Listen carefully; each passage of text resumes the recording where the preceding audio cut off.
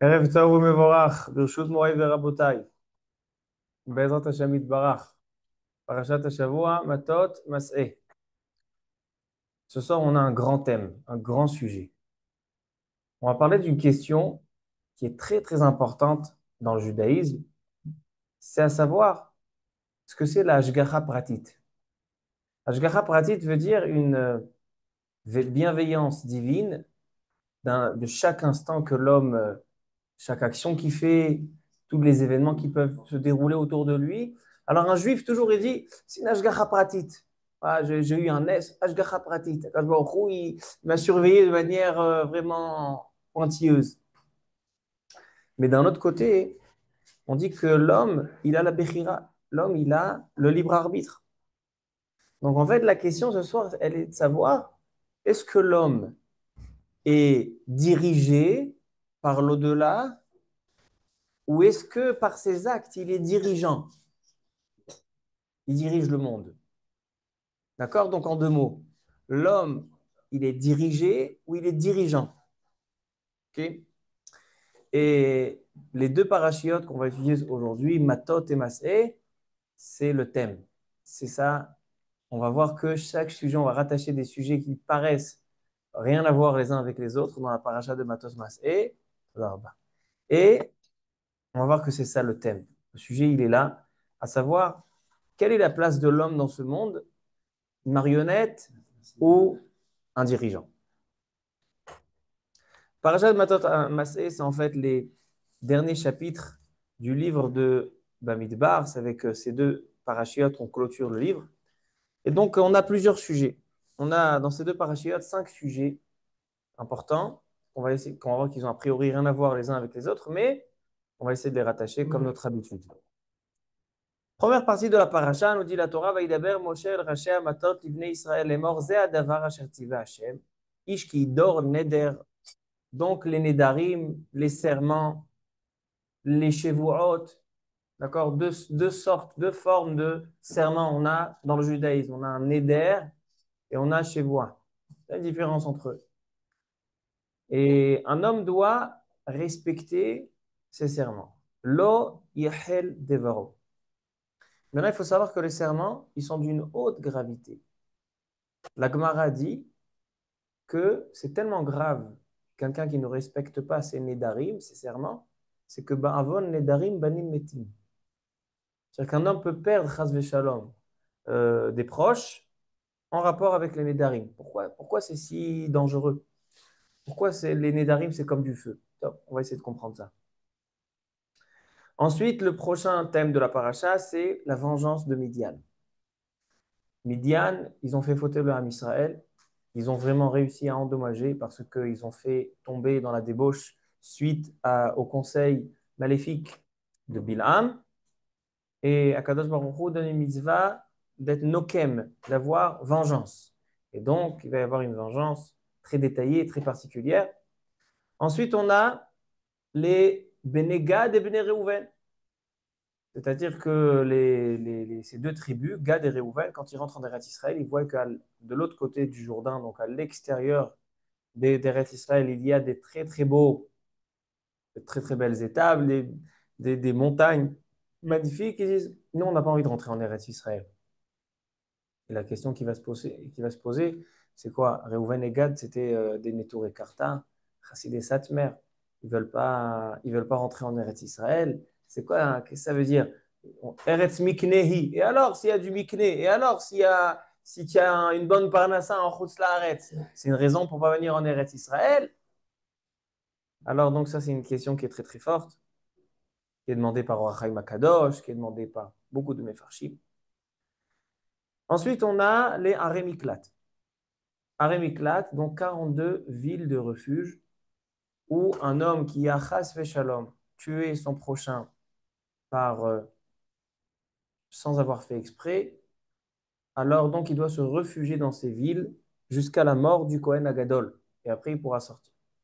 Et dernier sujet, les Mas'eh, donc la Torah termine le livre du désert, le livre de Bamidbar, par le compte rendu des 42 étapes, des 42 voyages qu'ils ont établis dans le désert. Ils sont allés là, ils se sont arrêtés, ils ont repris la route, ils se sont arrêtés. Vaïs'ou, vaïachanou, vaïs'ou, vaïachanou. Alors, Rabotai, comme j'ai dit, question sur chaque sujet. Après, essayez de comprendre les sujets qu'est-ce que ça a à voir, tous ces sujets ensemble. Les Nédarim. Pourquoi les Nédarim, on les enseigne ici, dans le désert? Savoir pourquoi c'est une mitzvah qui concerne le désert. Nédarim, on sait ce que ça fait là. Ensuite, la vengeance avec Midian, c'est censé être bien avant. Pourquoi on a attendu ici? C'était quand il s'est passé avec Zimri, donc Parashat Pinchas. C'est là-bas qu'on doit en parler. Après, on a Bnei Gad et Bnei Reuven. Bon, ça, on comprend, c'est la fin du désert. Mais on ne comprend pas comment ça se fait que Bnei Gad et Bnei Reuven, ils ne veulent pas rentrer en Eretz Israël. Qu'est-ce qui se passe? Les villes de refuge et les déplacements. La Torah va consacrer beaucoup, beaucoup de versets au début de la paracha de Mas'é à tous ces déplacements. Pourquoi la Torah allonge tellement ses paroles à ce sujet? D'accord? Donc, chaque sujet en soi, chaque sujet en soi, il est compliqué. Et quel est le lien entre quel est le lien entre tous ces sujets si divers? Ok, alors on y va. On commence tout de suite. D'accord, on n'a pas le temps ce soir. On est pressé. Alors, il y a un très beau Khatam Sofer et un Ramban. On va commencer par les serments. Pourquoi c'est si grave? Pourquoi Ba'avon Nedarim, Banim Metim, Chas v'Shalom? Pourquoi jouer avec les serments, c'est jouer avec le feu? Le Ramban dit que Shvu'a, serment qui est déterminé par Shvu'a, il est de racine du mot Shiva. Shvu'a, c'est Shiva. Et pourquoi Shvu'a, c'est Shiva? Il dit parce que l'homme, lorsqu'il va parler avec sa parole, il va déterminer des choses. C'est-à-dire, il dit, moi, je jure de faire ça. Je jure de ne pas faire ça. Et bien, il y a un homme qui doit être conscient que la force de sa parole, c'est la même force qui a permis à Hachem de créer le monde en 7 jours. Shvoa, c'est Shiva. Le chiffre 7 qui symbolise le chiffre de la création, Hachem a créé toute la création par le chiffre 7. Dit le Ramban, un homme qui est Nishba Beshvoa, il utilise une puissance du chiffre 7. Le chiffre 7, cette puissance, c'est la création. La création qui a été faite en 7 jours. OK. Le Khatam Sofer, il dit pourquoi ça c'est pourquoi le Shvoa s'appelle Shvoa. Pourquoi Neder s'appelle Neder? Il dit Neder, si tu sépares le mot, c'est Nun Dar. Le chiffre 50, c'est Chamishim Share Bina, la sagesse. Kdusha, Dar, c'est l'habitation d'Hachem dans ce monde. C'est-à-dire que Neder aussi, Nundar, Akadosh Baruch Hu, il habite dans cette dimension de Chamishim Sha'arebina. Et l'homme qui va maintenant faire un serment, il est en train, en fait, d'arriver à une dimension de ce Neder, de ce Nundar, d'une création d'Hachem. C'est-à-dire, et le mot Shvoa et le mot Neder symbolisent une force de création. Ça signifie quoi? En réalité, je pense expliquer qu'Hachem a créé le monde par la parole. Hachem, il a parlé, et lorsqu'Hachem a parlé, c'est ce qui a créé. La parole d'Hachem a créé. Et la Torah nous dit dans Bereshit qu'Akadosh Baruch Hu, il a créé l'homme Betsalmo, à son image. Demande Rav Chaim de Volojine, dans le Nefesh HaChaim. Mais Hachem n'a pas d'image. Comment tu peux créer l'homme à l'image de Dieu si Hachem n'a pas d'image? En lo gouf, en lo dmut gouf. Alors, qu'est-ce que signifie créer l'homme Betsalmo, à l'image d'Hachem? Explique le Rav Chaim de Volojine dans Nefesh HaChaim, très célèbre cette explication. Et c'est comme ça qu'il introduit son grand livre Nefesh HaChaim. Il dit l'homme, il a été créé Betsalmo, ça veut dire quoi? Ça veut dire que de la même manière qu'Hachem a le pouvoir de créer, l'homme aussi, il est à cette image-là, que l'homme aussi a le pouvoir de créer. Si Hachem, il a créé le monde, toi aussi, tu peux créer des mondes. Tu fais des mitzvot à 3 dimensions, marshava, dibour, maasé. Tu fais des actions de la Torah. Tu crées des choses, tu crées des mondes. C'est comme ça que le Nefesh HaChaim, il ouvre son livre Nefesh HaChaim, l'esprit, l'âme de la vie. L'âme de la vie, ça veut dire, le Nefesh HaChaim, c'est un livre qui a été écrit en réponse à la Chassidoute. Rav Chaim de Volojine était élève du Gaon de Vilna, qui était le grand opposant de la Chassidoute, ce qui s'appelle aujourd'hui les Mitnagdim. Et Pourquoi il a écrit ce livre? Parce que la chassidoute, elle, elle reprochait, elle, elle a trouvé un manque, le Baal Shem Tov et ses élèves ont trouvé un manque dans la Torah, les mitzvot simples. Les choses, ils appellent les mitzvot comme le corps. Tu fais des mitzvot, c'est le corps. Mais où est la neshama? Où est l'esprit qui se cache dans le corps? Donc la chassidoute, c'est un mouvement qui est venu animer, rentrer, insuffler un esprit de vie dans chaque action. Donc un homme qui est dans la chassidoute, donc il fait des mitzvot et qui comprend le secret, qu'est-ce qui se passe derrière. Le Gaon de Vilna, il était mitnaged à ça. Le Gaon de Vilna s'est opposé, donc son élève, Rav Chaim de Volojine, qui a suivi son maître, s'est opposé. Il a dit pourquoi? Il a dit parce que l'homme, il ne faut pas qu'il pense à une seconde qu'il peut comprendre ce qu'il est en train de faire. Il dit, les chassidim prétendent comprendre exactement chaque action, qu'est-ce qu'elle fait, etc. Il y a beaucoup de marlokot, il y a le tiltou, mais il y a beaucoup de marlokot entre le Gaon et la chassidoute. Ce n'est pas le thème aujourd'hui. Aujourd'hui, on n'est pas, c'est pas Yad Kislev. Si c'était Yad Kislev, on aurait consacré ce shiur.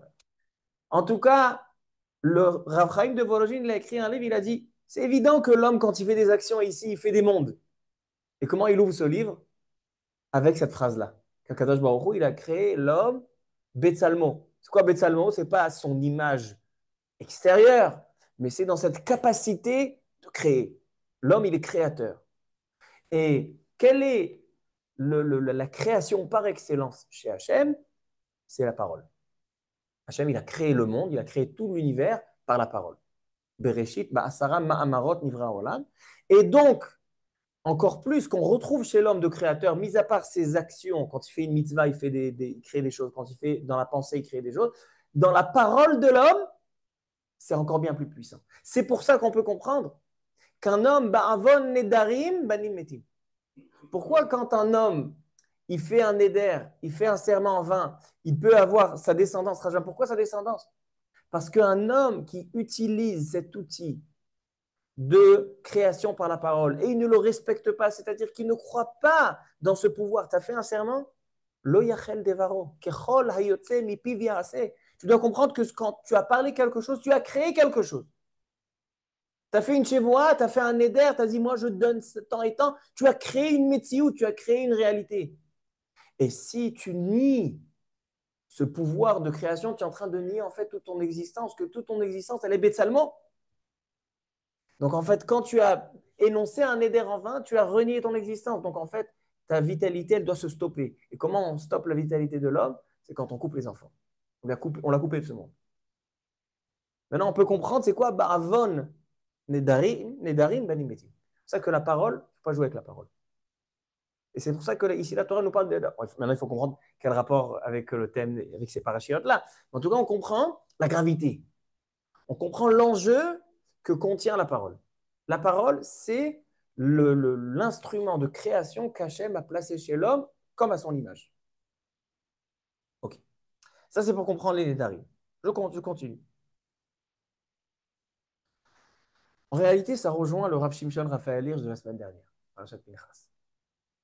Le Rav Shimshon Raphaël Hirsch, il a dit quelle est la différence entre le judaïsme et toutes les autres religions. Le judaïsme, il a quelque chose de particulier, c'est qu'il est inverse de toutes les autres religions. Toutes les autres religions, comment un sujet, comment un esclave sert son créateur, c'est lorsque l'esclave montre à quel point il est bas, à quel point il est dégradé, à quel point c'est comme une béhéma, c'est quelqu'un qui ne peut pas se diriger. Alors donc, là, il implore son Dieu et son Dieu va avoir pitié de lui. C'est comme ça qu'on voit avec Baal Péor, où ils faisaient leurs excréments, ils montraient à quel point ils étaient une béhéma devant leur Dieu. C'est l'esprit de toutes les Avodot Zarot, toutes les datot, toutes les religions. La religion de la Torah, la Yahadout, c'est exactement l'inverse. L'homme, comment sert Hachem? Lorsque l'homme prend conscience qu'il a le pouvoir de création comme Hachem.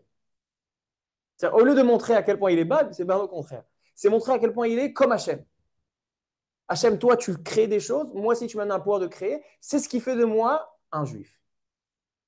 C'est un juif qui n'est pas conscient de sa capacité de créer des choses, que chaque action qu'il fait, il crée des choses, alors il n'est pas juif. Il ne pratique pas la religion du judaïsme. Il est peut-être juif, mais il ne pratique pas le judaïsme. Maintenant, c'est qu'on peut comprendre. C'est ça, suite à la paracha de Pinchas, où Pinchas a montré avec Zimri, on a dit que Zimri, il s'est détaché du Tselem Elohim, il s'est détaché de la présence divine en lui, il est allé avec comme une béhéma, il a montré que c'est comme un animal. Inverse de Moshe Rabbeinu, que Moshe Rabbeinu s'est détaché de Béhéma et monté un Tselem Elohim. Et quand Pinchas est venu, il a montré aux gens, il a montré à tout le monde que le juif, c'est quelqu'un qui est, c'est vrai qu'il est de chair et de sang, mais il s'élève à un degré divin. Alors qu'est-ce qui suit tout de suite? Parachat de Nedarim. Maintenant, il dit la Torah, la Nedarim, c'est quoi? C'est l'association d'Hachem avec le juif. Il dit maintenant que tu as compris ta place, que tu es un créateur comme moi, et bien maintenant je te donne l'instrument de la création par excellence. Fais attention au Nedarim au jour. Bien. On poursuit le raisonnement. Maintenant qu'on a fini les Nedarim, on passe à la vengeance avec Midian. À présent, la vengeance avec Midian, elle est justifiée. Parce que tant qu'un juif ne comprend pas cette capacité qu'il a dans ses actes et particulièrement dans sa parole, en fait, il est au même niveau que les Midianim qui l'ont fait fauter avec la débauche. Quand un homme faute dans la débauche, quand il descend, son niveau de Béhémiout, il n'est pas conscient de son Tselem Elohim qui est en lui. Finalement, il ne peut pas être Nokem, il ne peut pas faire de vengeance. Mais à présent que je t'ai appris la mitzvah des Nédarim et que je t'ai montré que tu as une force tellement forte en toi, le Tselem Elohim, il est tellement fort que non seulement que tu as une image divine, mais tu as la capacité de créer toi aussi à ton tour.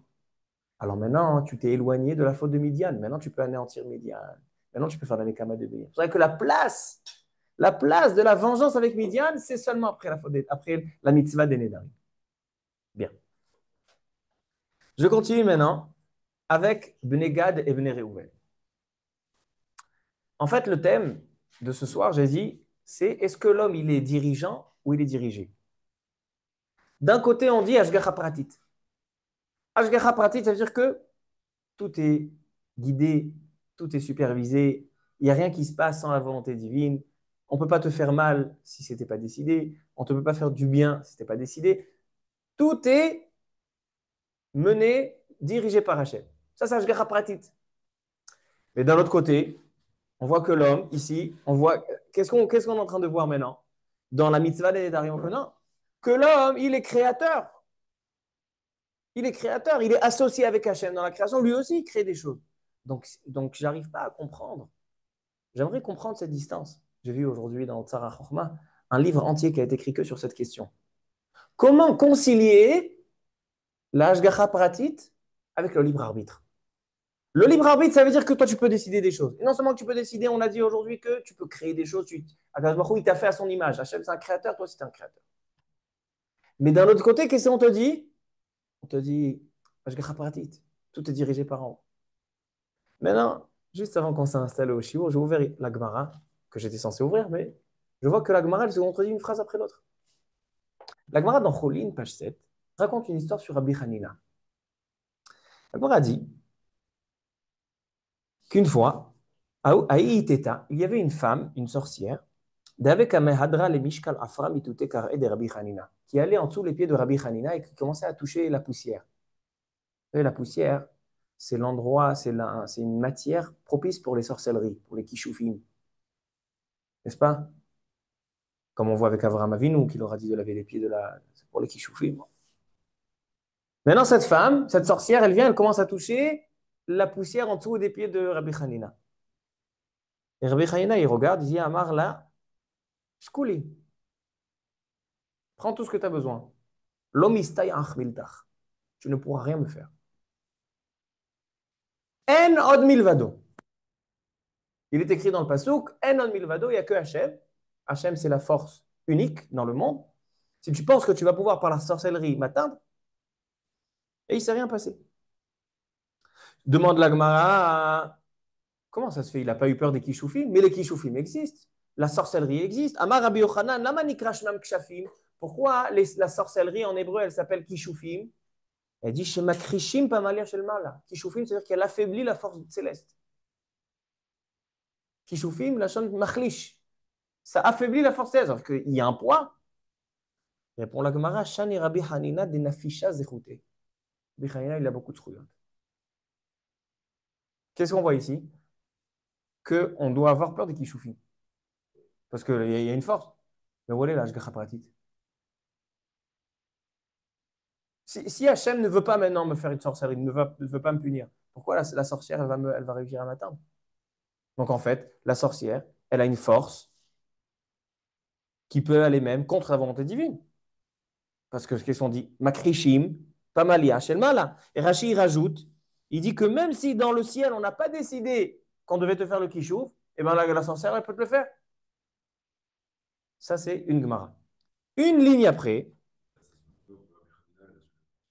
Ve'ama Rabbi Hanina, continue Rabbi Hanina, une autre phrase.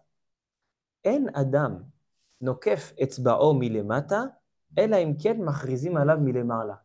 Ça vous arrive des fois quand vous marchez dans la chambre à coucher, bon, ceux qui ont des grandes chambres à coucher, j'en parle pas, mais ceux qui ont des petites chambres à coucher comme nous, 12 mètres carrés, ça arrive des fois que vous tenez le pied dans le coin, le doigt de pied dans le coin du lit. Ça fait mal, Nahon. Eh bien, dit la Gemara, et dit Rabbi Hanina, le même Rabbi Hanina qui n'avait pas peur de la sorcière, il dit, sache que en Adam nokef etzba'o milemata. C'est un homme sur ce monde ne se prend pas un petit coup dans le doigt de pied, imlo machrizim alav milemala. Si c'est pas décidé d'en haut. Donc là, je ne comprends plus rien. C'est-à-dire qu'en fait, tout est dirigé, c'est une marionnette. Et une ligne avant, on te dit quoi? Que pourquoi ça s'appelle Kishoufim? Parce qu'ils ont une force même contre la volonté divine.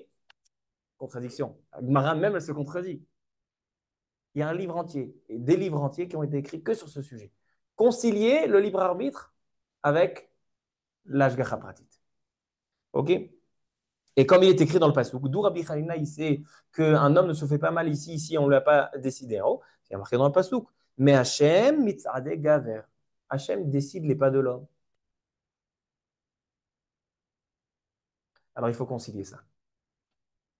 Alors maintenant, si, donc ça c'est une stira dans la Gemara, Choulin, page 7, et aussi on a une contradiction dans la paracha. Le début de la paracha, on voit que l'homme il est actif, que l'homme il est vraiment présent dans ses actions. Les Nédarim, ils créent des choses. Shvoa, ça s'appelle Shvoa, Milachon Shiva, la création qui a été créée en 7 jours. Ainsi, on voit dans la guerre avec Midian. Maintenant, vous allez faire la guerre parce que maintenant que vous avez compris, vous êtes conscient de votre capacité de créer. Alors, vous, si vous pouviez anéantir Midian, que Midian, c'est l'antithèse. Midian, c'est ceux qui te rabaissent à Baal Péor, dire que non, moi, j'ai aucune capacité. Ceux qui font les excréments devant leur idole pour montrer à quel point ils sont des behemoths qui peuvent rien, ils peuvent rien faire. Donc, ça, c'est le début de la paracha. On voit la force de l'homme. À la fin de la paracha, on voit le contraire. Je vais vous demander d'aller voir qu'est-ce qui se passe avec les harémiklat. Pourquoi c'est quoi les harémiklat, les villes de refuge? Les villes de refuge sont faites, c'est dans Massaï. Donc on voit que les villes de refuge sont faites pour des personnes qui ont tué Bishgaga, n'est-ce pas? Qui ont tué Bishgaga.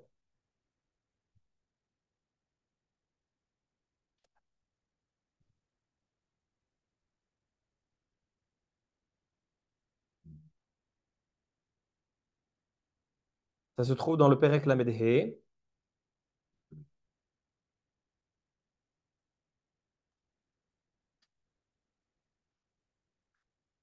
un Rashi très connu que j'ai envie d'étudier avec vous. Voilà. Perek Lamedhe, Pasuk Tetzain. Il est écrit dans Perek Lamedhe, Pasuk Tetzain. Ve'im bechli barzeli kahu vayamot rotseachu, mot yumat arotseach. Donc, il y a deux types de meurtriers. Il y a un meurtrier qui a fait sans faire exprès. Il est monté sur une échelle pour faire Shiloh Hakel et il est tombé sur quelqu'un et il l'a tué sans faire exprès. Donc, il se sauve à la ville de refuge. Mais si un homme, il s'est chauffé avec quelqu'un pour une place de parking et après, il l'a tué. Donc, c'est un Rotseach Bemezid. Celui-là, on le tue. D'accord? Un meurtrier, Damo Berocho, on le tue. Dirachi. Enze medaber behorek beshogeg asamochlo. Et là, behorek bemezid. D'accord? Il y a deux types de rotzrim. Oreg beshogeg, oreg bemezid. C'est dans la page 549. Tadzain. Uba lelamed, שההורג בכל דבר צריך שיהיה בו שיעור כדי להמית. צריך שיהיה בו שיעור כדי להמית. C'est-à-dire qu'il y a deux manières de tuer.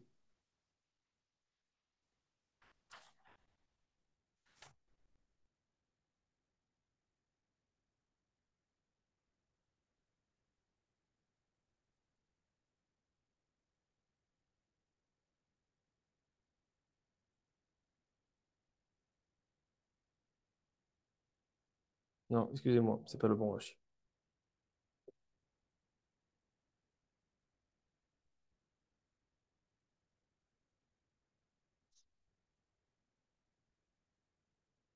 J'arrive pas à mettre la main dessus. Alors, je vais vous dire par cœur. Il dit Rashi, quand on a un Rotseach Shogeg et un Rotseach Mezid, écoutez bien ce qu'il dit Rashi. Il dit Akadash Baruch Hu mezamnam lepunda kechad.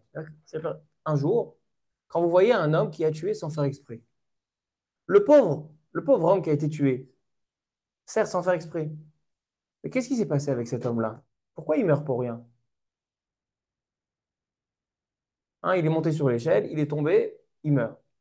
Pourquoi il meurt pour rien? Dit Rashi, et c'est une Gemara, qu'en fait, ces deux hommes-là, il s'est passé comme ça. Le premier, il a tué déjà auparavant Béshogeg, mais il n'y avait pas de témoin. Donc, il n'a pas pu aller dans la ville de refuge. Donc, Hachem, il le ramène dans une deuxième fois pour à nouveau euh, tuer Béshogeg avec des témoins. Comme ça, il va à la ville de refuge. Maintenant, celui qui a été tué, celui-là auparavant, il avait tué Bémézid sans Edim. Il avait tué en faisant exprès, sans Edim, sans témoin. Il était Chayav Mita. Donc Hachem, il l'a ramené dans ce pundak, il l'a ramené dans ce restaurant, afin qu'il meure. Mais en fait, il était Chayav Mita. Qu'est-ce qu'on voit ici? Que celui qui a tué un homme sans faire exprès, il a tué quelqu'un qui était censé mourir. Maintenant, plus que ça, dit Rabbeinu Ovadia Sforno. Écoute, ça, c'est un chidouche. Il dit le Sforno. Quelle est la punition de celui qui va dans une ville de refuge Beshogeg? Il va dans cette ville de refuge et il attend que le Kohen Gadol y meure, n'est-ce pas? Mais alors imaginons, un homme, il a tué sans faire exprès dans un accident. Il arrive dans la ville de refuge. Le Kohen Gadol, il a 99 ans. Elle est belle l'affaire, n'est-ce pas? Pourquoi? Parce qu'il va mourir bientôt. Vous savez, entre parenthèses, que la maman du Kohen Gadol, elle a porté gâteaux et des cadeaux pour pas qu'il prie qu'il meure, n'est-ce pas? Alors maintenant, ce Kohen Gadol de 99 ans, sa maman, ça fait longtemps qu'elle n'est plus de ce monde. Donc non seulement qu'elle n'est plus de ce monde, elle ne peut pas donner de cadeaux, mais en plus, celui de 99 ans, il ne reste pas tellement longtemps. Il ne peut même pas manger le gâteau, il n'a plus de dents. Alors maintenant, celui-là, la vie est belle. Il va être dans la ville de refuge, 1 an, 2 ans, Kol Tuv Shalom, il va faire une belle ashkava au Kohen Gadol et il rentre à la maison. Maintenant, imaginons un deuxième cas. Un homme, il a tué sans faire exprès. Il arrive, le Kohen Gadol, il a 22 ans.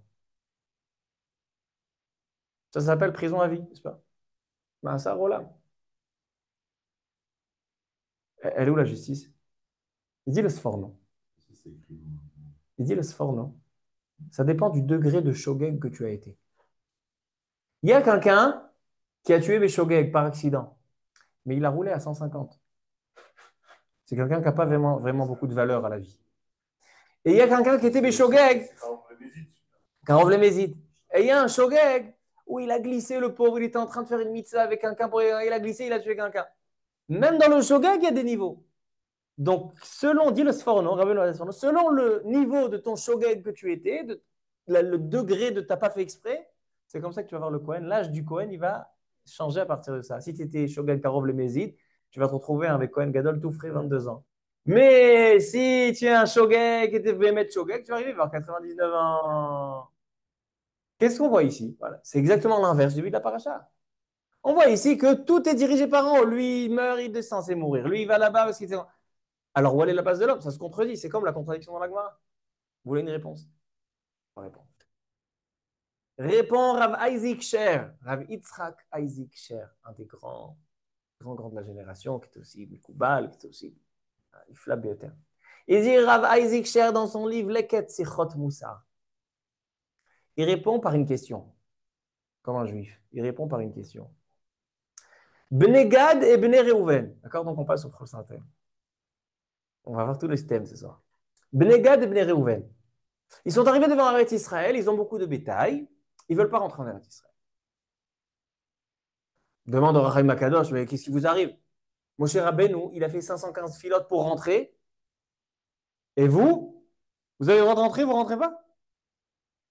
Comment vous osez? C'est Chet Ameragli numéro 2, ça. Vous êtes en train d'être Moès, Be'eretz Remda, vous êtes en train de laisser de côté la terre promise. Alors, Rachaim Akadosh, il a une réponse. Or, Makadosh, il dit que là, en fait, là où le juif décide de s'installer, c'est ça, Eretz Israël. Il y a une Kedusha. Comme on voit en Eretz Israël, il y a 10 niveaux de Kedusha. Ainsi, des juifs qui décident de s'installer en dehors d'Israël, il y a une Kedusha. Alors, moi, j'ai expliqué, il y a quelques années, j'ai expliqué une belle explication. Chaque nation, elle est nommée selon le territoire où elle se trouve. C'est-à-dire, il y a la France. Alors, toute personne qui va aller habiter en France devient français. Ils ont découvert l'Amérique. Alors, tout habitant qui va venir habiter en Amérique devient américain. La seule nation qui ne fait pas comme ça, c'est les Juifs. Am Israël, il s'appelait Israël bien avant Eretz Israël. Ça s'appelait Eretz Kenan. Dès que le Juif il est arrivé en Eretz Israël, ça devient Eretz Israël. C'est la terre du Israël. C'est pas que le citoyen s'annule à son territoire, à son continent. C'est l'inverse. C'est la terre qui va servir Israël. Ça, c'est la réponse de Or HaChaim HaKadosh, que c'est pour ça qu'ils ne sont pas entrés en Eretz Israël, parce qu'ils ont rendu dehors d'Eretz Israël, ils l'ont rendu avec une Kedusha d'Eretz Israël. Ça, c'est Or HaChaim HaKadosh. Ou en plus, c'était vrai, mais ils ont été nommés sur le nom de Yaakov Avinu. Et là, c'était Ever Hayarden, tu dis. Pourquoi c'est Ivry? Ever Hacheni. Ça, c'est répondu à Hamagash. Mais le Rav Yitzhak Isaac Sher, il a une autre réponse. Magnifique. Avec ça, on termine le shiur. Il dit comme ça. Il dit, Am Israël, Benegad et Bene Reuven, il voyait les choses, pas comme nous on voit les choses.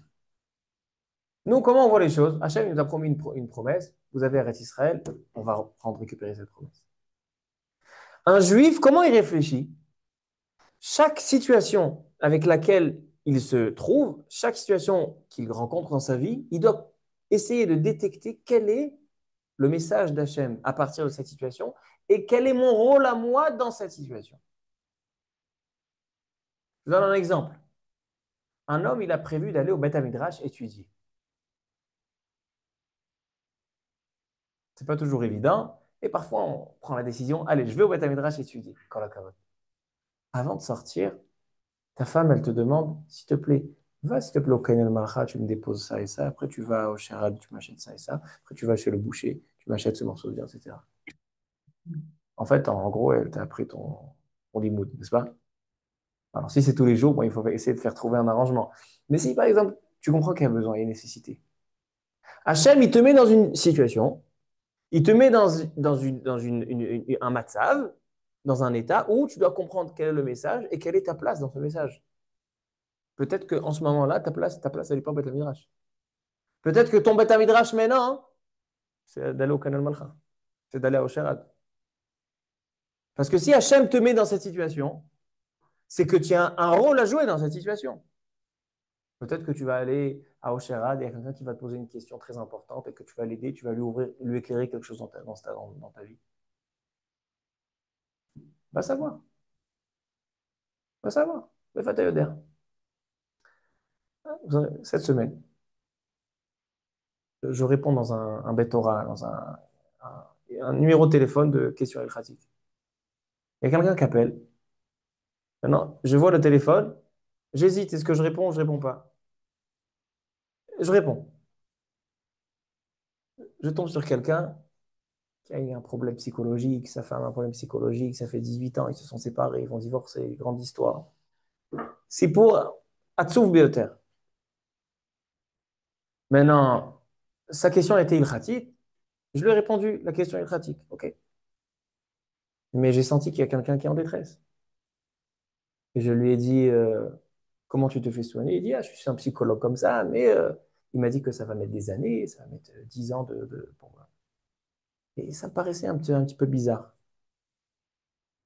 Je lui ai dit, regarde, j'ai quelqu'un ici à Beit Vegan. Je ne sais pas s'il veut que je dise son nom, qui s'occupe, qui est un métapel, quelqu'un qui s'occupe de psychologiquement, qui a été peut-être que lui, il a un autre diagnostic. Je lui dis, regarde, ne quitte, je te raccroche, je te rappelle, j'ai ton numéro, j'appelle le métapel. Je dis, il m'a dit, bien sûr, oui, j'ai un truc, petit tatipoul comme ça. J'ai fait le chidour entre eux, il m'a appelé, tout araba, tout araba. Ah, peut-être ça va lui changer sa vie. C'est-à-dire, parfois, Parfois, on veut pas sortir du cadre. J'ai répondu la question ilkhatit. Elle est finie. Koltou, je ne suis pas psychologue. Mais peut-être que Akadosh Baruch Hu, il a fait que ça soit toi et pas un autre rave, parce que dans ce téléphone-là, si tu réponds pas, c'est un autre rave qui répond. Il y a des dizaines de rabbanim. Donc, tu as une seconde à décider, est-ce que tu réponds ou tu réponds pas. J'ai eu plein d'histoires, je peux vous raconter plein d'histoires avec ce cas. Des fois que j'hésite pas à répondre, des fois que quand je réponds, d'accord, Akadosh Baruch Hu, il a mis ça derrière quelqu'un que je connais personnellement et que je peux arranger les choses. C'est les flammiotaires. Ok. Je reviens à Benegad et Nerouven, Rav Isaac Sher. Il dit le Rav Isaac Sher. Benegad et Nerouven, ils savent, ils connaissent la grandeur des Rêtes Israël. Mais quand ils voient une grande terre en dehors des Rêtes Israël et ils ont beaucoup de bétail, ils font une seconde un calcul. Akadosh Baruch Hu, Akadosh Baruch Hu m'a donné beaucoup de bétail. Pourquoi? Pour que je sois riche? Non. Il m'a donné beaucoup de bétail pour que je fasse quelque chose d'utile avec. Maintenant, il se trouve que à l'extérieur d'Israël, il y a une terre qui correspond exactement à ce nombre de bétail. Ou Mikne Rav Haya, ils avaient beaucoup de Mikne, et Eretz Rachavat Yadayim. Peut-être qu'Akadosh Baruch Hu, il me dit qu'il y a une mission à faire ici. Même si je suis mévataire sur Eretz Israël, même si je suis mévataire plein d'autres choses. Parce que le juif, il est constamment en remise en question. Qu'est-ce que la situation a à me donner comme message et quel est mon rôle dans cette situation? Peut-être que maintenant, mon rôle dans cette situation, c'est de rester en dehors d'Eretz Israël. Comme ça, il dit le Rav Isaac Sher. Ça veut dire qu'en fait, qu'est-ce qu'il dit le Rav Isaac Sher? Selon le Rav Isaac Sher, je peux répondre à toute notre question. Est-ce qu'il y a une contradiction entre le libre arbitre et l'ashgacha pratique? Réponse non. L'homme, il est créateur. L'homme, il a le libre arbitre, il peut faire des choses, il crée des choses, il fait des choses extraordinaires. Mais justement, parce que l'homme, il est tellement haut, il est shutaf, il est associé avec Akadosh Baruch Hu dans cette création, alors Akadosh Baruch Hu, il essaie de faire en sorte tout le temps que chaque chose qui est de ta part, qui est créatif, eh ben, il va associer à cela l'environnement pour pouvoir créer lui en même temps. C'est-à-dire, en fait, la Hashgacha Pratit, c'est le côté d'Hachem, d'associer sa création avec ta création. Toi, tu as une force de choisir. Tu fais des choses. Tu peux choisir de donner la vie à quelqu'un, tu peux choisir de ôter la vie à quelqu'un. Et bien, Kadash Baruch Hu, étant donné que tes choix ils sont tellement importants, il va associer des choses importantes à tes choix. Si tu as souhaité donner la vie à quelqu'un, donc c'est que cette personne-là, par Hachem, elle était censée avoir la vie. Et si tu vas ôter la vie à quelqu'un, c'est que cette personne-là était censée quitter ce monde. Donc en fait aussi, il n'y a pas de contradiction avec Rabbi Hanina. Les kshafim, il y a une force des kshafim. Il y a une force de la sorcellerie. Akadosh Baruch Hu, il a donné une force dans ce monde de sorcellerie. Mais cette sorcellerie, elle peut avoir de l'emprise seulement si Akadosh Baruch Hu, il est associé dans cette décision. Donc il dit Rabbi Hanina, moi je n'ai pas à avoir peur de ça. Pourquoi? Parce que c'est vrai que toi tu veux m'endommager avec tes kshafim, avec tes sorcelleries. Mais moi j'ai des srouillottes. Akadosh Baruch Hu, il ne me fera pas. Donc en fait, chaque action de l'homme, c'est une association. Ce n'est pas que l'homme, c'est une marionnette. C'est que l'homme, étant donné qu'il fait des choses importantes, alors Akadosh Baruch Hu, il est associé à ça. Ça, c'est en fait le shalom entre cette. Et je termine par une histoire de la Gemara dans Sanhedrin. Il y avait un grand tzaddik qui s'appelait Shimon ben Khalafta. Vous avez entendu parler de Shimon ben Khalafta? Un jour, Rabbi Shimon ben Khalafta marche dans la forêt et voilà qu'il voit un lion, un petit lionceau. Et le lionceau, il a faim. Ça fait quelques jours qu'il n'a pas mangé. Il voit Rabbi Shimon ben Khalafta, il décide, il fait le Miftsar al-Rifta Kezeta et il a l'intention de dévorer Rabbi Shimon ben Khalafta. Tout à coup, un morceau de viande descend du ciel devant le lion. Le lion, il mange. Il y en avait tellement de la viande qu'au bout de la moitié du morceau, le lion, il n'en pouvait plus. Il fait Birkat Hamazon, il est parti dormir. Rabbi Shimon ben Khalafta, il prend ce morceau de viande et il l'emmène au Beth Midrash. Dans Sanhedrin, il raconte cette histoire.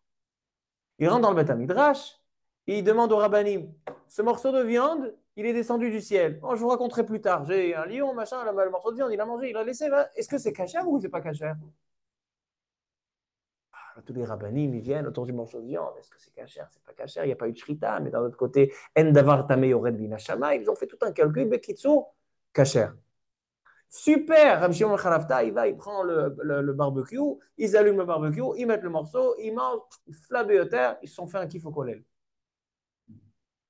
Demande Rava Izikcher, Ribono Shel Olam. Tu as eu un S galoui. Un S galoui. Tu as un morceau de viande qui est descendu devant le lion et ça t'a sauvé la vie. Qu'est-ce que tu fais, toi, de ce morceau de viande? Qu'est-ce que vous aurez fait, vous?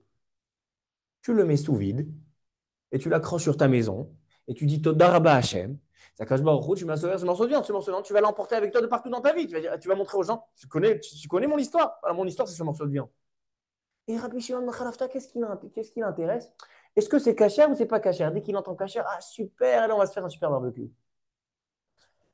Ça colle pas. Il dit Rabbi Zikcher, non, c'est ça un juif.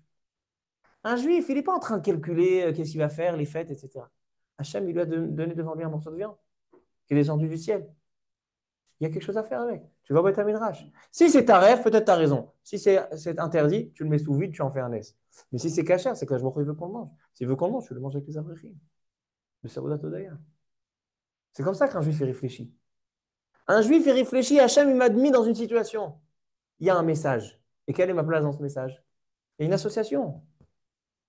D'un côté, il y a Ashgacha Pratit. Chaque chose que tu fais, c'est observé, c'est accompagné par des choses divines. Si Chaz Shalom, quelqu'un il tue quelqu'un, c'est que cette personne est censée. Mais Bozmanit, c'est-à-dire dans cette même respiration, qu'est-ce qu'on dit? Que l'homme, il crée des choses. C'est pour ça qu'Hachem associe sa création à la création de l'homme. C'est Nifla Bioter. C'est Nifla Bioter. Alors donc, Rabotai, voilà, donc ça, maintenant on va répondre à toutes les questions qu'on a demandées tout à l'heure. On a posé la question sur les Nédarim. Pourquoi Von Nedarim Banimetim? Pourquoi les Nedarim c'est si grave? Alors on a dit que le Nedarim c'est la force créatrice en l'homme qui est liée à la parole, qui est la création d'Hachem par la parole. Shevoah c'est le chiffre 7. Neder c'est le Nundar, il dit le Khatam Sofer et le Ramban. Ensuite Midian, pourquoi la vengeance de Midian? Parce que justement là où le juif comprend qu'il contient en lui quelque chose de divin, quelque chose de créateur, alors c'est là qu'il va pouvoir anéantir Midian, l'antithèse. Bnegad et Bnei Reuven, c'est quoi Bnegad et Bnei Reuven? C'est qu'ils ont dit, étant donné qu'on est créateur et que chaque chose, on a une place, alors si Hachem, il nous donne beaucoup de bétail et il nous donne un endroit où il y a un large morceau de terre, c'est qu'il y a quelque chose à faire. C'est qu'il dit non, on est mévater sur Israël. Voilà. Après, on a les villes de refuge. C'est quoi la ville de refuge? C'est que quand quelqu'un il tue quelqu'un à Béchogeg, c'est qu'il devait mourir. Et qui dit le Sforno, quand tu vas arriver, le Kohen Gadol, il est vieux ou jeune, ça dépend de ton degré de Shogeg. Ça prouve que Akadosh Baruch Hu, il associe au pouvoir créateur de l'homme, il associe sa création. Chaque action qui se passe dans le monde, elle est associée par l'action de l'homme et l'action d'Hachem. Et on termine par les Massaot. Il y a un livre de Chassidut qui s'appelle Arve Nachal. Et il dit pourquoi la Torah elle te parle des Massaot? Il dit parce que étant donné que chaque action de l'homme, c'est quelque chose de créateur avec l'association d'Hachem, donc en fait, les déplacements de Bnei Israël dans le désert, ce n'est pas des choses au hasard. Quelqu'un qui part, il doit partir en vacances. Il doit partir dans les Alpes. Et cette année, étant donné que c'est très cher, il va prendre avec 8 escales. Maintenant, quand il va arriver en vacances, qu'est-ce qu'il va raconter aux gens? Au prochain, je suis en vacances, n'est-ce pas? Il ne va pas commencer à nous saouler avec ces 8 escales. Dans le juif, ce n'est pas comme ça. Si cette année, j'ai fait 8 escales et la semaine dernière, j'en ai fait 5, c'est que là, j'avais besoin de ces 8 escales. Am Israël, pour arriver en RSA, ils ont fait 42 escales. Même bête, Massaot. Et pourquoi la Torah, elle écrit, ils sont partis de l'Israël? Parce que chaque lieu, chaque déplacement, il avait son but. Parce que l'homme, dans chaque chose qu'il fait, c'est quelque chose de créateur. Et Hachem associe sa création à cela. C'est-à-dire qu'en fait, ça, c'est le lien entre tous les sujets de la paracha. Tous les sujets de la paracha, c'est comme ça qu'on clôture le livre de Bamidbar. Maintenant, Am Israël, il est prêt pour entrer en Eretz Israël. Maintenant qu'Am Israël, il a pris conscience du pouvoir qu'ils ont, et non seulement du pouvoir qu'ils ont de créer des choses, c'est qu'Hachem associe sa création avec eux. C'est pour ça que d'un côté, on a le libre arbitre, et d'un autre côté, on a aussi l'Ashgacha Pratit. Maintenant, Am Israël, il est prêt pour entrer en Eretz Israël. Seulement avec cette vision. Et là, dans cette période qu'on est dans les 3 semaines, qu'on a perdu cette place en Eretz Israël. C'est vrai qu'on se trouve en Eretz Israël, mais on a perdu cette kedusha, on a perdu ce dévoilement divin, le côté de l'association d'Hachem. Si nous, on est conscient de nos pouvoirs, de nos actes, qu'on est créateur dans nos actes, dans nos paroles, dans nos pensées, dans nos actions, Akadosh Baruch Hu associera sa création, sa part des choses, et comment ça se dévoilera par la reconstruction du Beth Amikdash et la venue du Mashiach très prochainement. Bimara Amen.